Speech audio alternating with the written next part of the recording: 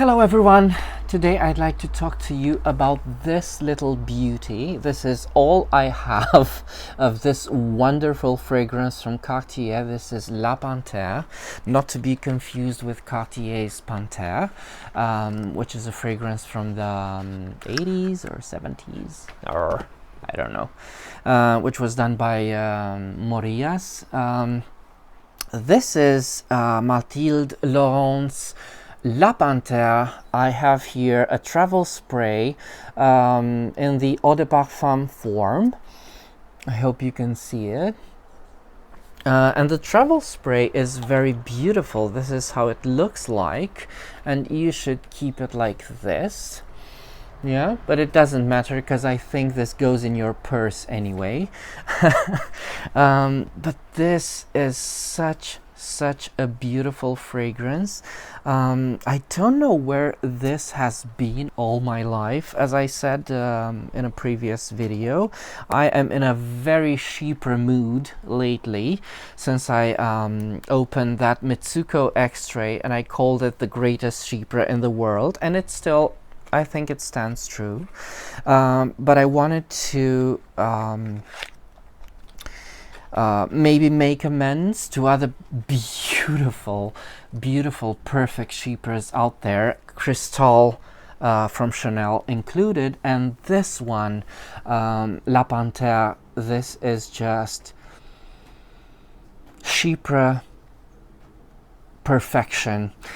This was done in 2014. I don't know what to say about this 2014 because this is quite a recent scent, but it's not your typical modern scent that you may modern launch from a designer house that is Cartier, because this has a very vintage, old school. I'm not, you will not hear old school as a term from me very often, but I think this term fits for La Panthere only because this is, well,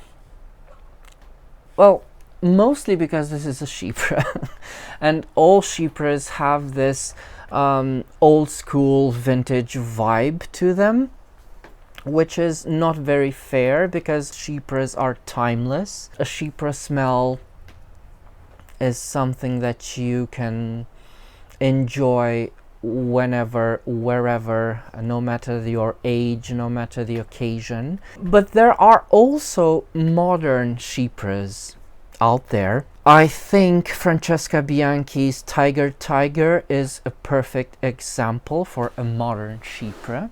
But this is, La Panthere has all the elements to make it not old school, I'm going to correct myself, but timeless. And here's how it goes. La Panthere is classified, again, like most chypres, it's very, it's sometimes classified as a floral chypre because it does have some hefty white florals to it, in the realm of jasmine / gardenia / tuberose. It's a quite undefined-ish white floral, which is also helped by quite harsh, but also pretty milky ketones, aldehydes, right?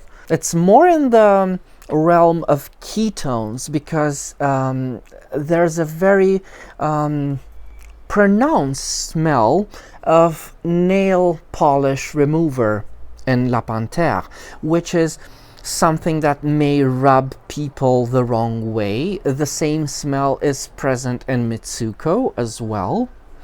It's present in Magie Noire as well. This is a smell that kind of helps me identify a chypre very easily, but I find it very well suited, very elegant, and very adequate for Cartier, for because this is a house that's, you know, Cartier do jewelry.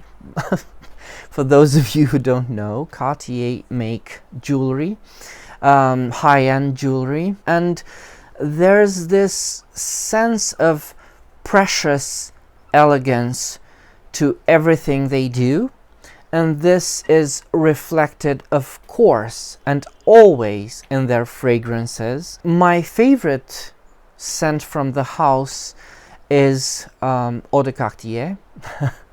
Eau de Cartier, no doubt about that. A very close second will be Déclaration, but La Panthere is dangerously pouncing its way to the very top, and I'm not joking. This is a very perfectly done fragrance, and I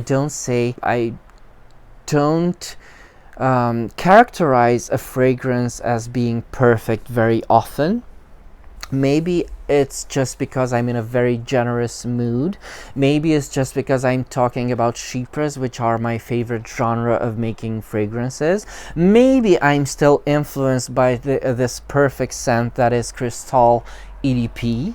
I don't know, but La Panthere is just as good as you've heard of, to put it mildly. This fragrance is as beautiful because I think there's an inspiration behind La Panthere, without a doubt, and I think that inspiration has to be Magie Noire, which again is a perfect chypre and a perfect fragrance, no matter its genre. And I'm a bit nostalgic after Magie Noire, because I am in a different location right now, and I didn't bring it with me, and I kind of miss it. But it's good.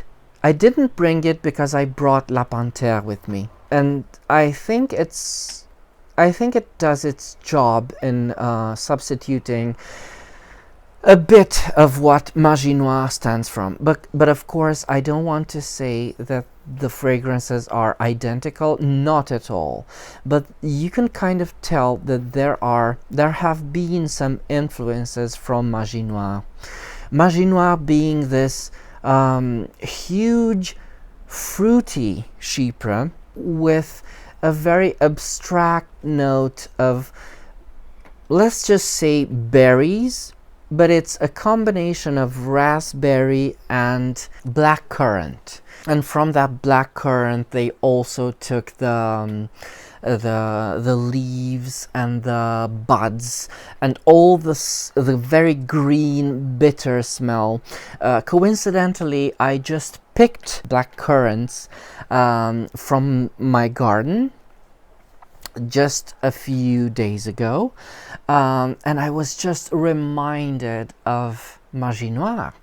But Magie Noire is also, because of those fruity berry things that you can smell in Magie Noire, there's also, as an inspiration, right, there's also something of the forest, of tart, reddish, tartly sweet berries that you can smell in La Panthere. And it's wonderfully abstract. I saw listed something in the realm of apricots and strawberry, but it's not that. It's wonderfully abstract, but it's something in the realm of sweetish, fresh, delicate, very tiny, very gingery fruits, which is very, very interesting, and it's quite unique because it's I don't think I've ever smelled quite this combination in a chypre or in a fragrance before. But also, because it's a chypre, these fruits are kind of enveloped in this, well, amber. Ambery resin that kind of gives the whole fragrance the body it needs to make itself present whenever you're wearing it. And it sort of has this dried fruit smell. It gives off this dried fruit, this dehydrated, very sweet, almost resin-like quality to this beautifully undefined smell that it gives off. Also, because of Magie Noire, and because of that influence as a chypre, where Magie Noire is more of the forest, is more of the forest floor of, I think the oak moss is a lot more present in Magie Noire, of course. The greenery, albeit present in La Panthere, I think it's very minimal. And I think this is very, very interesting. There's definitely greenery in La Panthere. There's also an earthiness that's present in most chypres, but they are very, very muted. They are not at all rasp. They are very, very refined, very clean, and they are almost on the same page as in Crystal EDP, which I have here on my hand. And I should also spray the EDP on my other hand, just to get the beautiful evolution on the skin. At some point I will have to buy a full bottle of this, because it's just all that and more.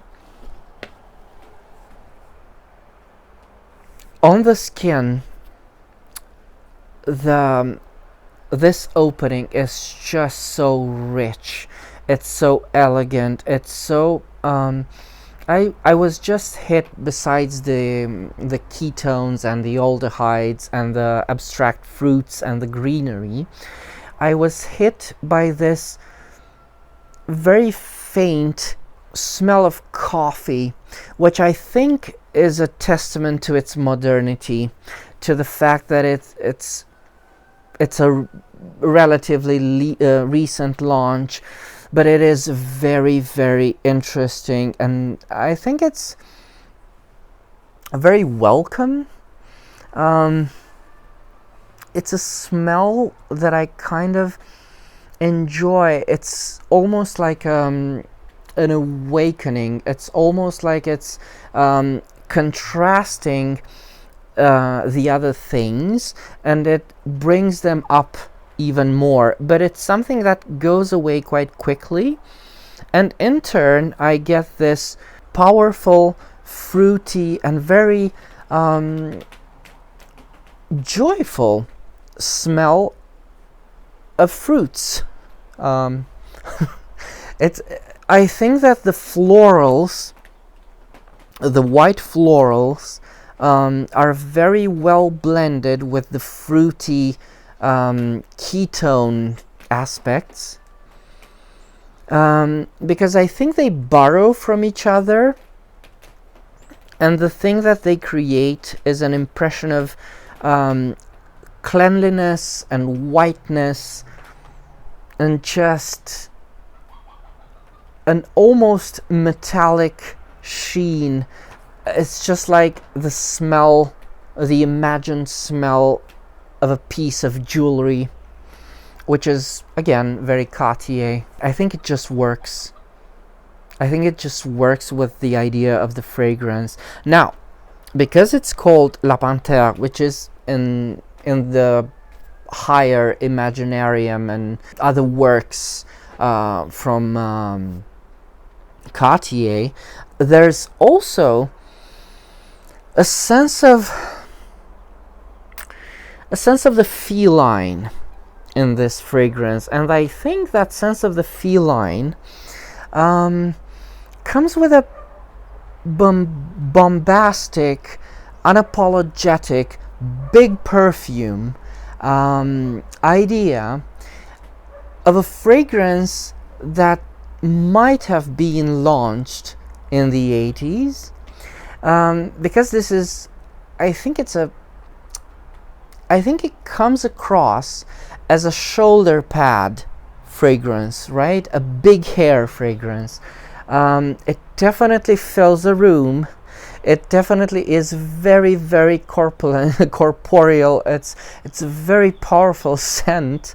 But as I said, it's very unapologetic, animal print kind of fragrance. Just like Magie Noire, by the way. And this is why I think it managed to speak to me so well. This fragrance speaks my language so well. And I think this is why I would call it a modern classic. So soon, yeah, I know, crazy. But La Panthere just spoke to me in a way that few fragrances do. And I think the bottle is also very beautiful, with that kind of hinted, sculpted Panther, Panther-like almost face that it's kind of reminding me of, again, of jewelry. It's quite a shame that I don't have a full bottle, but I will at some point. I simply must. So yeah, I don't know what else to say about Cartier's La Panthere. I think it's as I said, it's a very big perfume, 80s vibe, animal print shoulder pads, modern classic, which is wonderfully abstract, wonderfully timeless, and I don't know if I missed anything. Maybe you can ask me in the comments. Maybe you can tell me in the comments your opinions about this fragrance, if you smelt it. What I miss about this fragrance, what I don't know, is I haven't ever compared it with the EDP and the Parfum version, which again would be very interesting to me. But if you know anything about this, do let me know. And until next time, when we will meet each other, remember, fragrance creates memories, and may yours be happy.